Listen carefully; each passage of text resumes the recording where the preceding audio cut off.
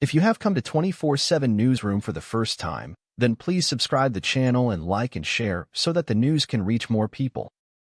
Holly Macve. I've always been scared by the passing of time, but now I'm embracing it. With a discography that's soaked in authentic country-led Americana, it seems an odd juxtaposition that Holly Macve wrote the majority of her new EP, Time Is Forever, in a quintessentially British house west of London. It hadn't changed since the 50s, Holly says. There wasn't any central heating or anything. It was really old school. But there was this old piano there that had this magical thing about it, like it was part of a time capsule. I wrote most of the songs on that and they came together really quickly. The EP, a collection of 5 eerie, beautiful slow-burning songs, fits right into Holly's sound, but also takes a marked step forward. The guitars are all but absent, replaced by subtle synths that make way for her crystalline vocals. I don't really put myself in a box in terms of genre, she shares, and I think the people I respect the most are the ones that do different things at different times in their life and career.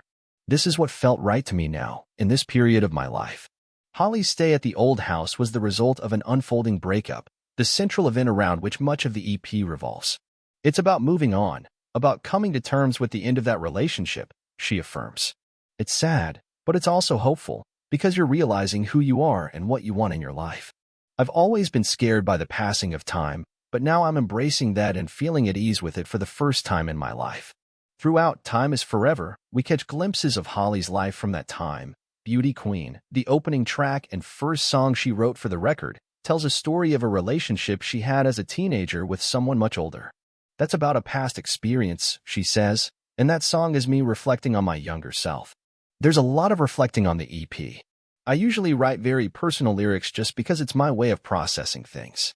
The lyrics, with their country-adjacent storytelling, tell a disjunctive narrative that shifts throughout the EP. Holly admits that the songs have a chronological order that doesn't follow the track listing, which contributes to the almost dreamlike state of the music. Sometimes it's like a premonition. I write these songs and they make sense a week or a month later. Sometimes my subconscious knows before I do. Much of the excitement that has sprung around this EP followed the release of Suburban House, which features vocals from Lana Del Rey. It comes as no surprise, in particular on this EP, that Lana's music was a big influence on Holly.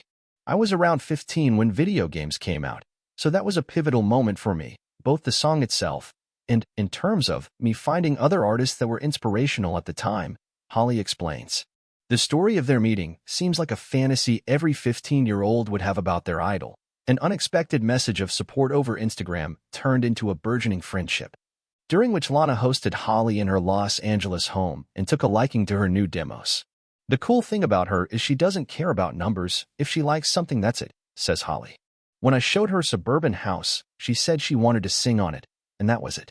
We went to the studio the week after and just did it. It was quite spontaneous, really. It still gives me goosebumps hearing her voice on it.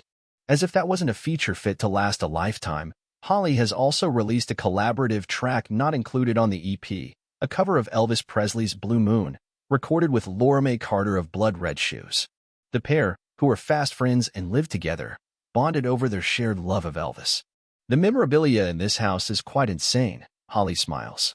We fit together really well and really like each other's music. We've been meaning to do an Elvis song together for years, and that was just one we really felt we could pull off. It has such a beautiful atmosphere. It was written in the 1920s and is a really timeless piece of music. On the question of future collaborations, Holly rules nothing out. I'm really excited by working with people, she says. I'm quite a solitary person, especially with writing, so I'm enjoying coming out of my cave sometimes and definitely want to do more.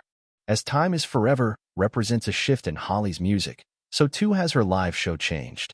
But moving away from her usual setup brings excitement rather than trepidation.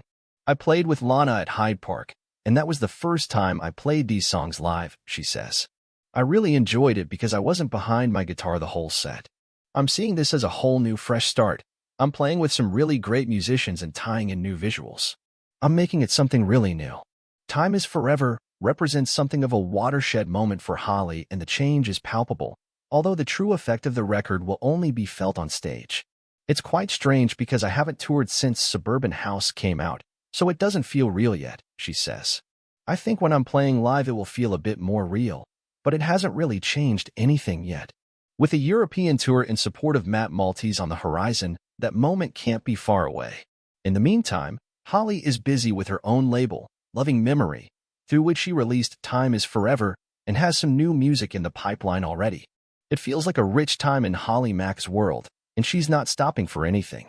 It feels nice to be on your own time frame, she says. I like that I can keep releasing things before anything becomes boring to me. It's just about the songwriting to me. I can go in any direction I want.